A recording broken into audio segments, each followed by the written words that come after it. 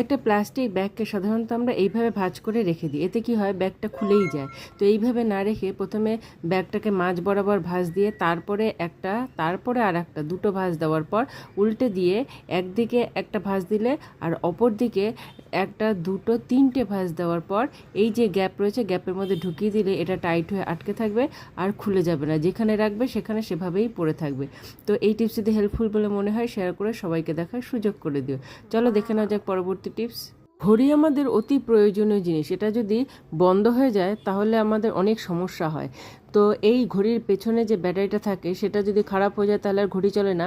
তাই ঘড়ির ব্যাটারিটাকে যাতে আবার চালানো যায় তার জন্য এরকম একটা ফয়েল পেপার নিয়ে একটু ছিঁড়ে মুড়িয়ে নিয়ে ব্যাটারির সঙ্গে এই ফয়েল পেপারটাও লাগিয়ে দেবে, তাহলে দেখবে ঘড়ি ঠিক আবার আগের মতো চলছে। চলো দেখে নেওয়া যাক পরবর্তী টিপস। বাড়িতে যদি কোনো পুরনো প্লাজো থাকে তাহলে সেই প্লাজো প্যান্টটাকে আগে উল্টে নেবে, তারপরে একটা পায়ে ঠিক এই রকম জায়গায় একটা গার্ডার লাগিয়ে দেবে। এরপরে যখন এটাকে সোজা করবে তখন বাকি পায়ে যে কাপড়টা সেটাকেও ভেতরে ঢুকিয়ে দেবে।